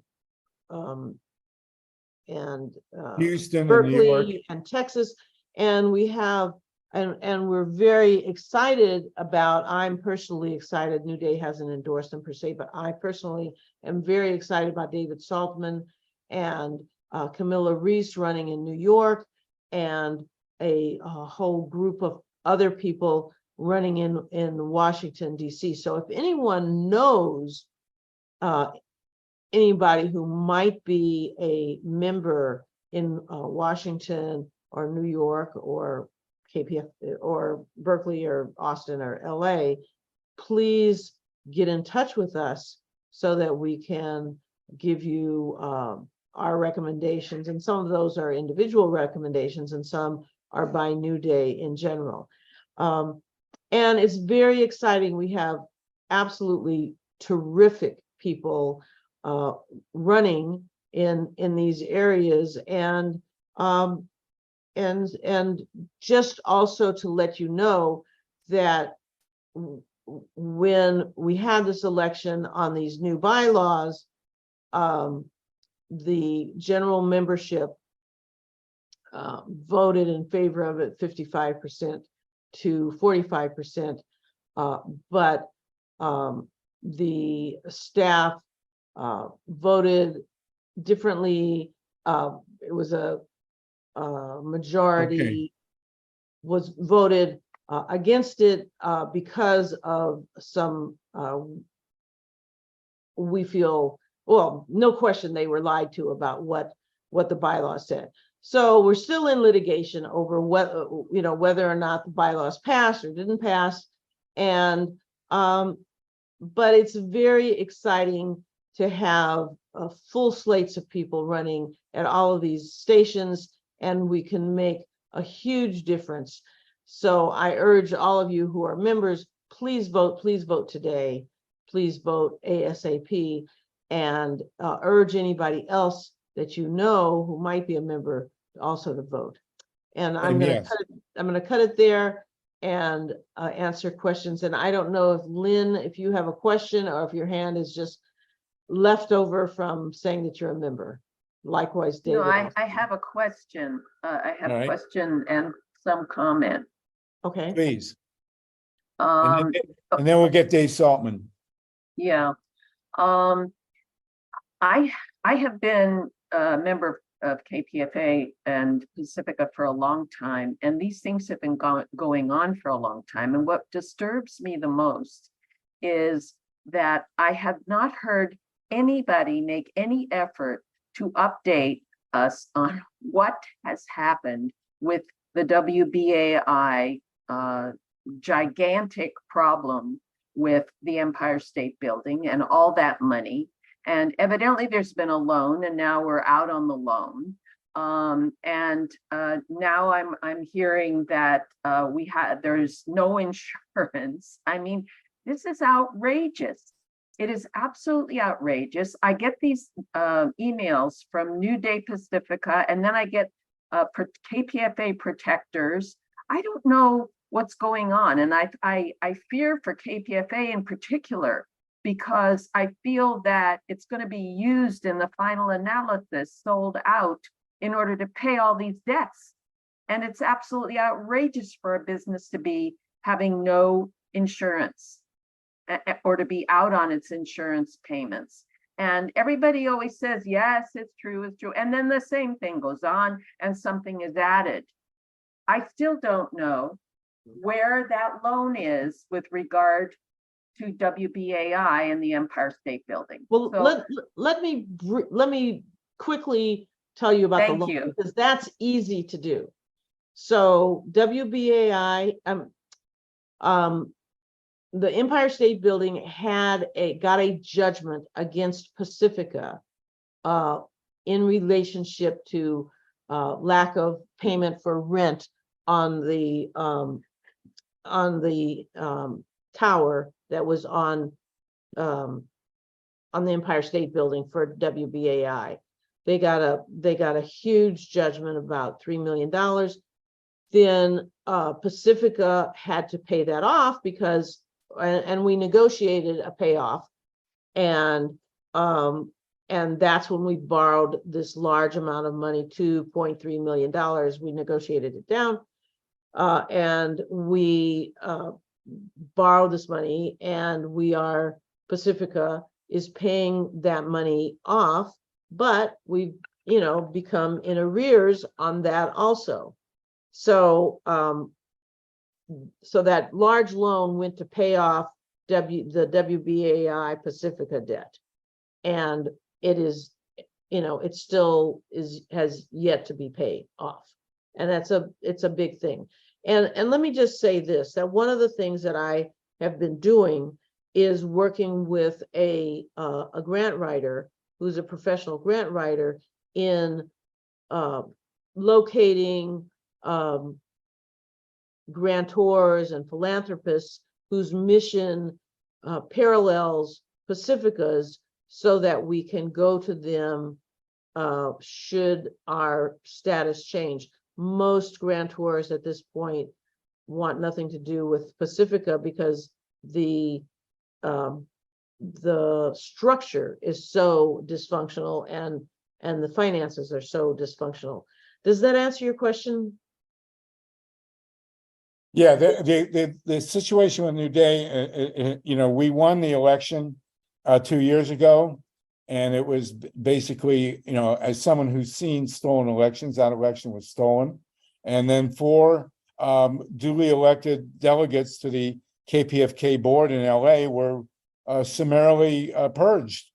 Very, very ugly anti-democratic situation, and the finances are a disaster because the programming, especially at KPFK, has just absolutely deteriorated, and the listenership has deteriorated, and the membership has dropped by more than half in 2 years. It's a catastrophe. So we need to bring in new leadership and get the network back into a progressive, pro-environment, pro-democracy mode. MYLA and then Dave. Yeah. Thank you, Lynn. I was just wondering, if Lynn, if you have a follow-up, or Jan asked if that helped at all. Thank you, MYLA. It helped to explain, you know, where we're at least, you know, the Empire State Building isn't going to fall on us. But it doesn't really help me to clarify what kind of strategy is going to confront directly this problem. I know that, you know, that, and I'm amazed that, I don't know, as a person who's fundraised for most of my projects, I'm amazed that you are now trying to arrange to find a funder that will, you know, undertake to support Pacifica and the situation is still that Pacifica, you know, has a bad reputation. I just don't understand it. I mean, this should have been done like 10 years ago. If I could just rectify the situation 2 years ago, and our election victory was derailed. As far as I'm concerned, if the election had gone through the way the voters wanted, 55%, the network would have been put on a sound footing. And so we're trying to get it. Okay, I believe you, Harvey, because I know you know what you're talking about. You don't talk when you don't. However, is that going to happen again? And if I vote for people who are recommended, I mean, what confidence do I have that it won't happen again? Lynn, is another. Lynn, if I could just really cut to the chase. We also don't understand how things got this bad. We've been working on it for quite a while. The dysfunction goes very deep. It's been in place for a long time. It was codified by a worn out version of bylaws that were almost designed to fail, with crisscrossing areas of responsibility, which led to wholesale irresponsibility. What we're trying to tell you is that we've been only started to work on this a few years ago. We had a big electoral breakthrough to clean up the structural problems, which was then waylaid. It was subverted in an undemocratic move, and this is in litigation. And as you know, litigation can move very, very slowly. And it seems like you're saying exactly what we've been saying. You're asking what the strategy is. This is what the strategy is. Vote for competent people who are not involved in these grudge matches that go back for several years. And I was just on the WPFW local station board meeting, and it took them 45 minutes to decide not to give 90 seconds to 5 speakers, to 5 or 6 Jesus. speakers. I'm telling you, your frustration is evident, and believe me, we share it. We're probably even more frustrated than you are because we've been up to our Yeah. nose in this. And Jan specifically, you know, you say, why is she only getting around to it now? That's not fair. And I understand that we haven't explained this, but Jan took it upon herself to go around the gridlock on the national board that was too busy bickering than to raise money, to pay their rent, to do different things that weren't being done. And Jan, almost single-handedly, she also has a lot of friends who love her and care about her, and they took her word for it, and they took money out of their retirement accounts to put together a bridge loan so they didn't have to sell off assets. She basically saved Pacifica as a network. So she is not just doing this now.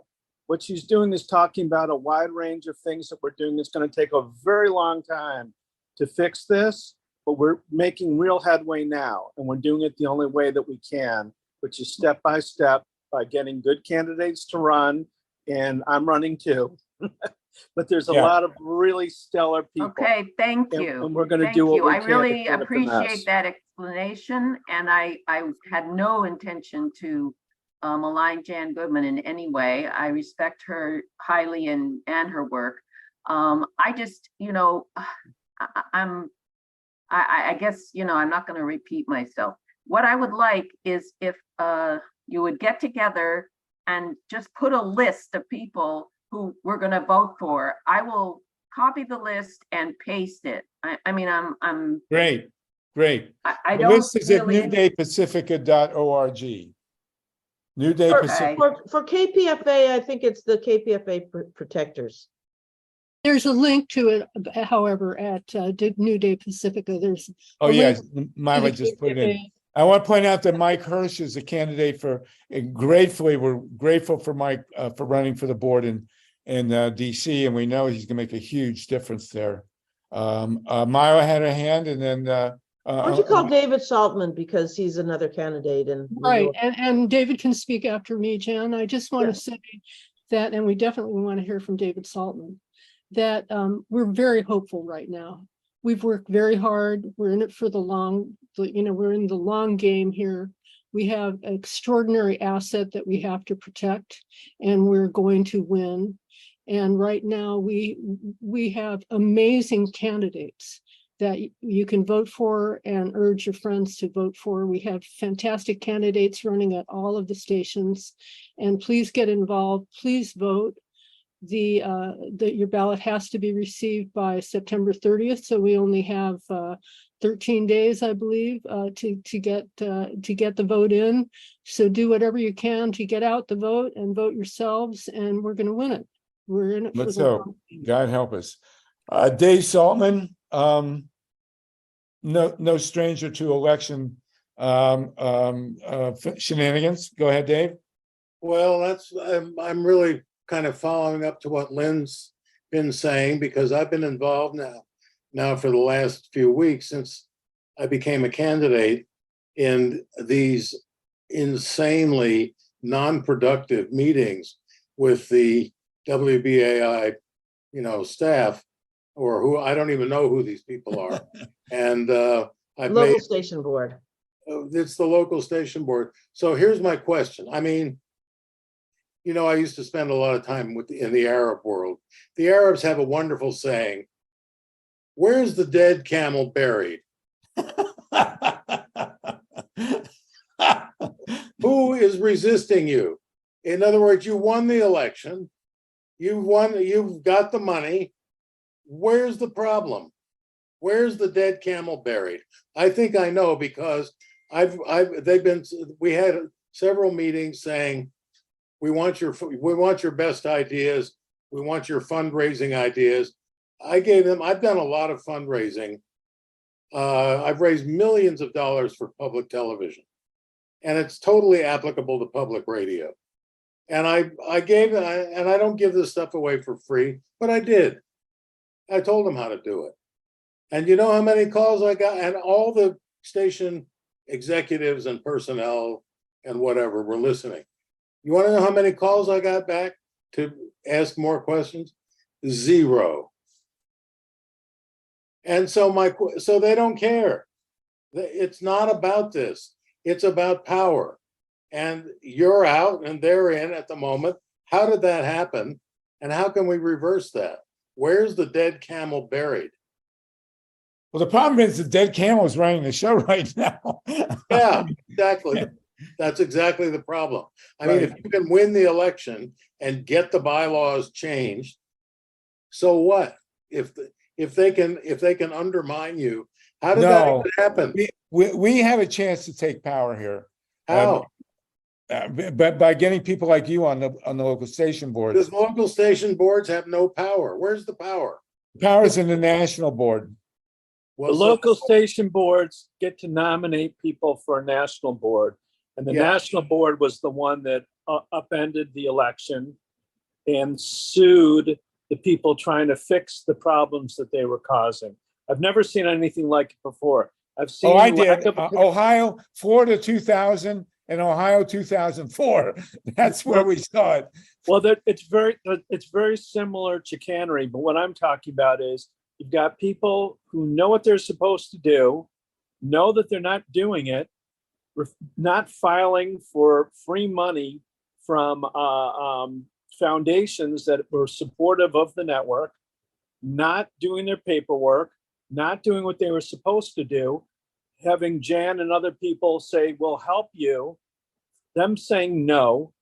We say, somebody's got to be responsible for this. They all say, not me, not me, not me. We do on our own dime and with our own time, come up with a rational set of bylaws. And ideally, bylaws in every organization I've ever seen are drafted, agreed upon, put in a drawer, and never used again. Only in case of emergency. It's like break glass in emergency. The fact that we're fighting so much about bylaws shows that there are people who are involved in Pacifica from top to bottom who seem to live to slow things down through arcane maneuvers with Robert's Rules of Order. Precisely my point. It seems like that's what they live for. It's like, you know, they could screw up a child's birthday party. They could screw up a 2-car parade. And then when people go to try to help themselves, while Pacifica is burning all around them, you know, Nero fiddled. At least you could have some musical accompaniment. These guys just bring in points of order and talk over each other in chaotic and rude ways. So precisely my point, Mike. And the music is a very interesting item in there, because the real problem is not going to be solved with new bylaws. Because the real democracy in a radio setup or in anything connected to the arts, theater, radio, television, film, or whatever, the voters are the audience, not the station people. That's right. They're voting with their feet. Well, David, you're making absolutely brilliant points. The fact that you are a talented fundraiser and obviously a passionate, caring person, and they didn't give you the courtesy of a single return phone call shows that they do not want to solve these problems. There are people there. I got the message. So here's the way out of the maze. Here's the way out of the maze. Is this the way to deal with them? No, this is the way we deal it. We replace the ones that we can with people who are not problem makers, but are problem solvers. Then what we can do is nominate people to the national board to clean things up there. It's a 2-stage process. Can a local board get an executive at a station fired? I don't think so. That's not really what we're looking to do. What we're really looking to do is to clean up the national leadership, the national board, which is, you know, as bad as the local dysfunction is, the national is even worse because they have greater responsibilities. And by screwing up there, they're imperiling the whole network. I do agree with you, but with all due respect, they are not addressing the Democratic voters of Radio Land, the listeners. That there's no, how many, let me just ask, some of you are on the national board, and I don't mean to embarrass you here, but how many of you have been to a comedy club in the last year? So none of us are on the national board, but I used to be, and I've been to a comedy club. In the Within last the last year? year. Yeah. So Because I'm proposing that instead of calling them the local station boards LSB, we should change it to LSD, because that's what describes the board meetings. now, correct me, speaking on that point, correct me if I'm wrong, but I think I read in one of the blasts that came out that the local boards are actually going to be disbanded and changed into a community advisory. Okay, so let me just address a couple of these things. For one thing, the part of the big lie about the New Day bylaws is that there's going to be no more local station boards, and that is not true. The local station boards will be changed, and the biggest change, of course, will be that they won't be electing the national board, because the members will be directly electing the national board, just like the UAW.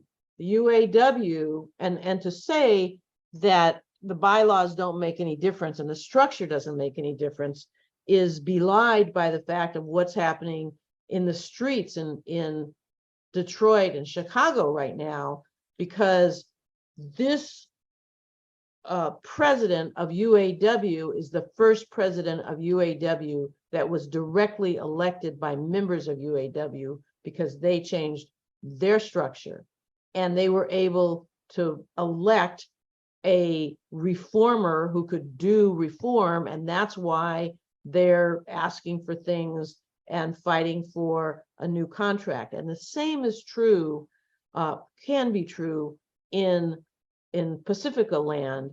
If people are directly electing their representatives to the national board and the leadership, you can expect a very different group of people in the leadership. It won't be LSB electing the PNB and the PNB electing the president. It'll be people electing people straight off. All I can say is, as a professional broadcaster, the only voters I really care about are the audience. Well, and as far as I'm concerned, the LSBs aren't doing anybody any good anyway. Well, you're 1,000% correct.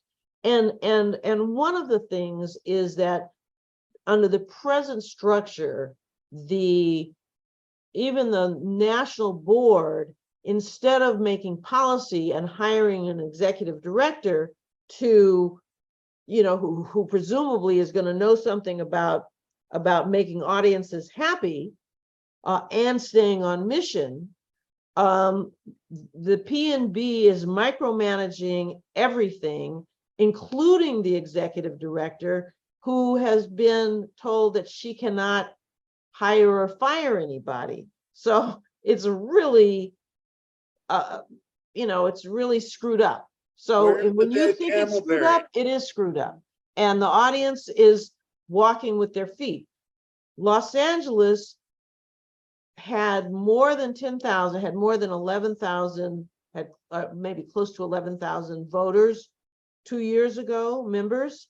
Now we have just around 5,000. People have left in droves. They're voting with their feet because the programming is miserable. The programming sucks and has become not only not low production values, but it also is qualitatively, there are right-wing points being made every day on the air, not just being heard, but being advocated for. This is really interesting, and I'm curious as to whether or not everyone, or at least a good percentage of people on this call are interested, and I know Wendy has her hand up, and Mike and Steve Kaiser. So I'm gonna hand this over I to you. just want to say really quickly that once we get started listing the problems, that's going to take hours. It might never end, because even as we're talking about current problems, new ones keep cropping up. So what I'd like to do is kind of turn the corner and give a shout out to Sluggo and his team in LA. And it just goes to show, when people are not immersed in these grudge matches and this, dysfunction, that they can get together and have a good meeting. I don't know if it's actually fun, but at least the meetings are to the point and endurable, at least, especially as meetings go. And Sluggo, if you could just say a few words about what it used to be like and now what it's like, since you and some level-headed people, I don't want to accuse you of being level-headed, but at least some people who know how to get things done. Well, I got to give all the credit to MYLA and Jan. They put together an incredible team in LA. The people running for the board for New Day in LA are fabulous. And God willing, let's hope to God that we get a fair election. I'm very nervous about how this election is being conducted. And the camel, the nature of the camel, we don't know where these people are coming from. Incredibly disruptive, negative, engaging in personal attacks, which are completely unwarranted. This stuff is in another world. We are interested in progressive, quality broadcasting, both in terms of politics, social justice. We actually have a show on Pacifica now at KPFK that advocates for nuclear power. How did this happen? I mean, we're getting right-wing programming on KPFK. This network was founded for peace, social justice. Yeah. There's so much negativism and so many problems, but can you tell us about the progress that you've made on the board with Jan and MYLA? And I know it's so tempting to keep focusing on the problems, but I think we've had I don't know, 5 or 6 board meetings at KPFK now that have gone under 2 hours and that have actually accomplished things. What a concept. People are quality. They're interested they give up part of their Sunday to work on actual issues facing the station. We have plans where we can improve get the programming where it needs to be, that people will rejoin the station and the network as a whole and support it financially. And that's what needs to be done. And we've had meetings now, successive meetings. The KPFK board meetings that were indescribable, and now we actually get business done. So it's a very big deal, and I give all the credit to MYLA and to Jan, who've really put together an incredible team, including you and TATANKA and Dave and Camilla, who's on the call, and others who really stepped up to the plate here. But we have to win this election, and I'm nervous about it, because there are a lot of red flags about how this election is being conducted. But Jan just put together a piece on what New Day really stands for, and I hope you'll post it at the website. And I've written a couple of pieces. I'm going to start circulating it. We know how to run a radio station. We've got people like Dave who've been doing it since college. I used to listen to Dave on the college radio station in Ann Arbor, and back in the previous century. And we know people. Camilla, we know what to do. TATANKA is seasoned. We have people. We have a clear political agenda, which is progressive, social democrat, and green, and pro-democracy. And that's where. And when we do that, and we announce that we have new programming and new management, the members of KPFK and the other stations will come flocking back and will be supported. And we are also in the middle of a major technological transformation. Radio is not what it used to be, and the internet is. And we're technologically at Pacifica, we're a dinosaur. There's been no movement towards really. There's a theater like that I went and. Who's speaking? Anyway, it's Wendy's turn. Let Wendy speak. Wendy, go ahead. Thank you so much, Steve. I appreciate that. I think you were behind me. But I do have something related directly to this that I've actually been wanting to say for just a second. Kind of related to Mike's point. But first, I want to say thank you to Jan. We hope you're taking good care of yourself as well. And we love you and all that. So on that point, like I just don't want to focus on everything that's like not being done, like to take it onto the positives, like Mike was saying, but in a different kind of light, you know, just for our own positive visualization. For any new listeners that might not be familiar with the quality of what Pacifica has done in the past, but the vision for the future, and not necessarily to like be fighting the monsters right now, not thinking about the negative of what's not happening and the lacking and all that, but as a positive, like, what are some of the wonderful things that you would like to do once you regain the power back, once Pacifica becomes what its potential is? Just what are some of the beautiful things that Pacifica is capable of, and for us to keep our vision on that and not worry about what all the negatives we know are happening and all that, because you guys are doing a phenomenal job, and I just want to commend you on the things you are doing and get our eyes focused on the positive visualization that we're trying to manifest for now. So well, we had decades of great programming with Roy of Hollywood, and he's passed away. And we've got Amy Goodman, we've got Tom Hartman, we have wonderful Ofari Hutchinson, we have wonderful programming at KPFK and at Pacifica. And this is what needs to dominate. We need new, younger people. We need people who really know what they're doing in radio land, like Dave, who's been a professional all these years. And we need a mix of grassroots programming, but it has to be listenable, and it has to be technologically sound. And we have to move into the internet in ways that have not been done. And the station will right itself, because we'll win back our listenership, which is where the support for the network comes from. Let me address that, because that's a really important point. And basically, I agree with you. However, Dave Saltman. Basically, I agree with you. However, if you had gone around in fall of 74, winter of 75, which was a very dark era, the Nixon administration, Vietnam War was still going, etc. Very dark period. And you would ask people, hey, what would you guys like to see on television? You can be sure that nobody would have said Saturday Night Live, because it had not existed. They didn't know, and they didn't know they wanted that. And if you had said to them, well, wait, no, here's my idea.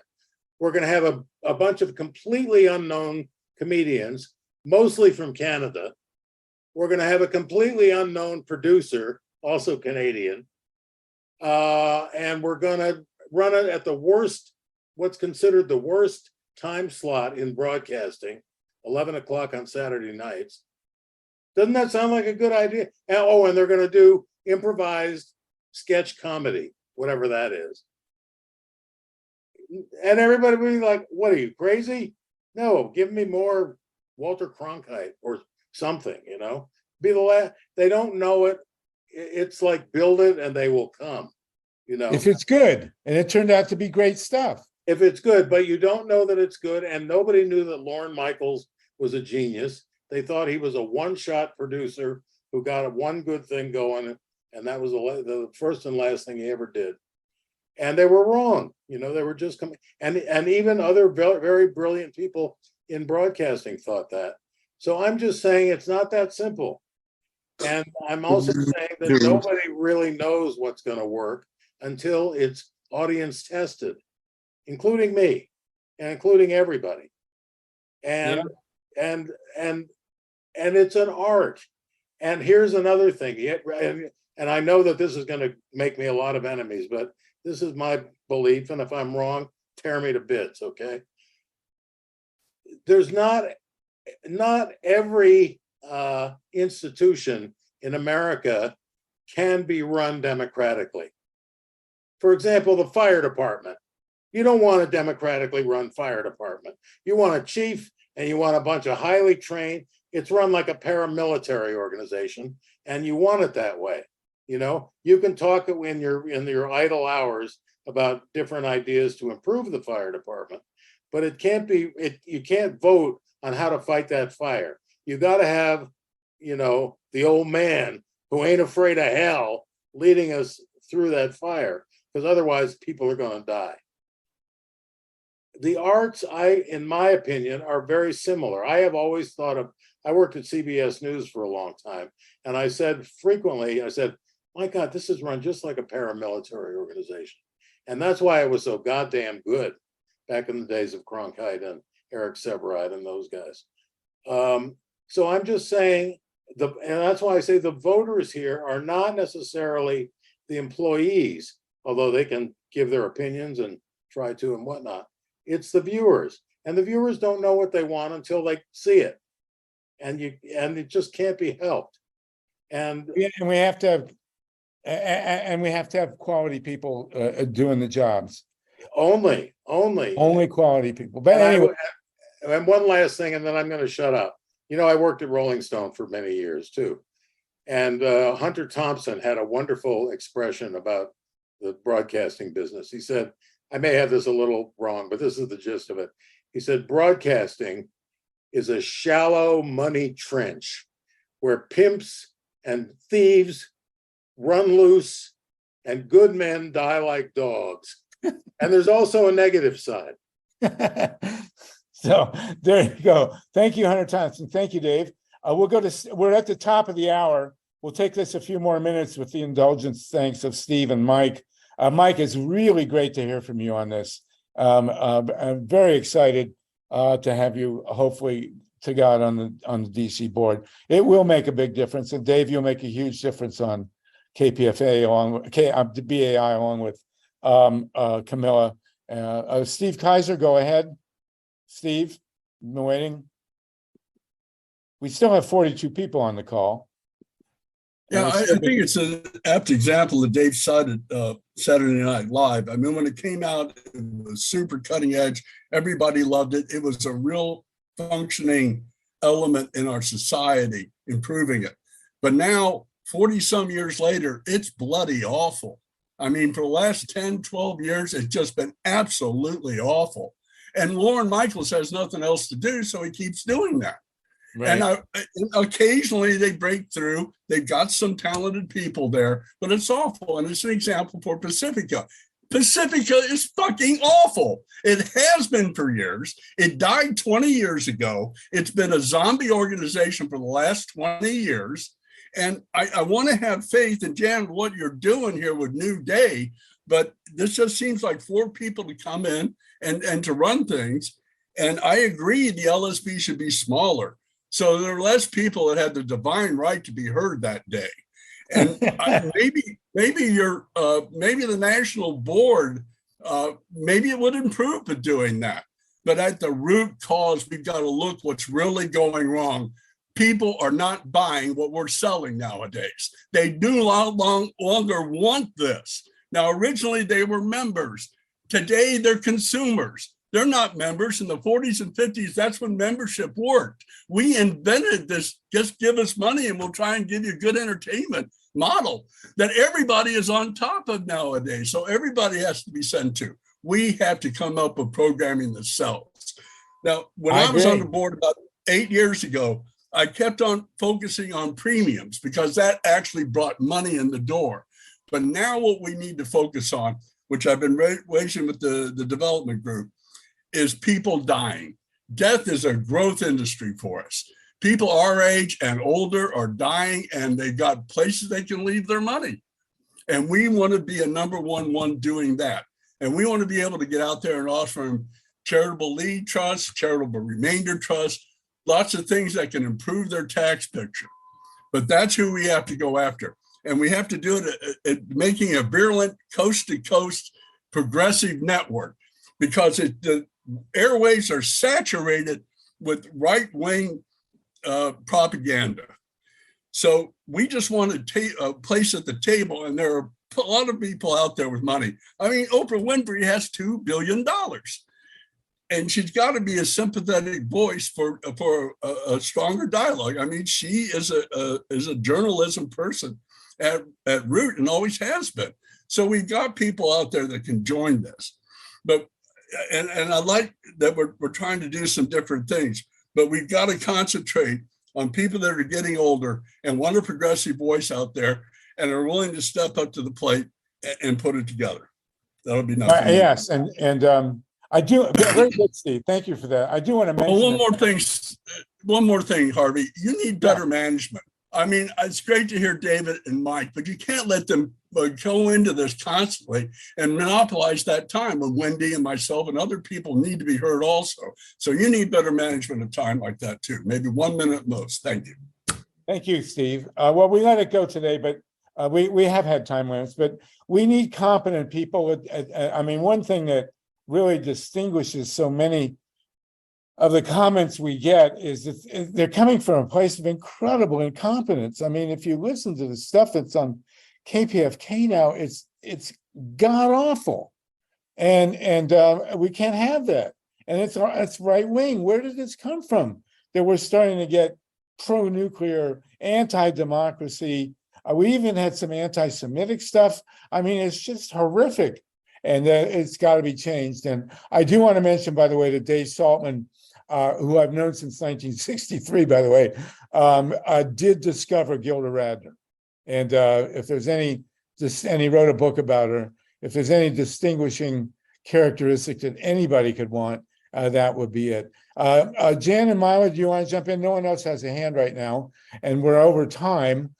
So let's wrap up. This has been a very good discussion. And Steve, thank you for that, and everybody, and LYNN FEINERMAN. If anyone wants to volunteer to make phone calls, by the way, please contact MYLA. MYLA, if you'll put that contact, there is a thing to make phone calls. And I got to say, New Day is coming late to the campaign. We let all these guys throw out all this.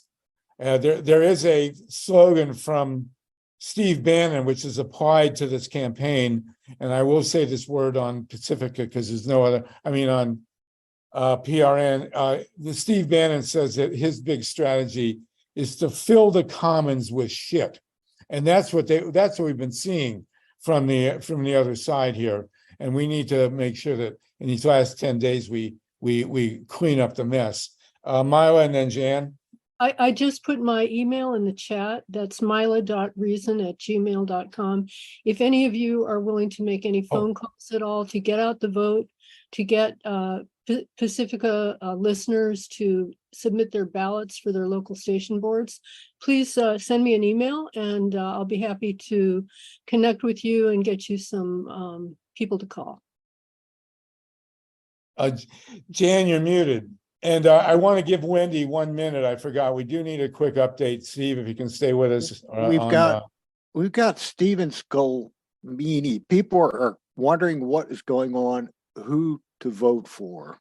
So KPFA Stephen, what station are you a voter in, Stephen? KPFA. KPFA? Yeah. Okay. Oh, in Berkeley. Okay. Jan, could you give guidance, please, on the 5 stations? Actually, I think MYLA did.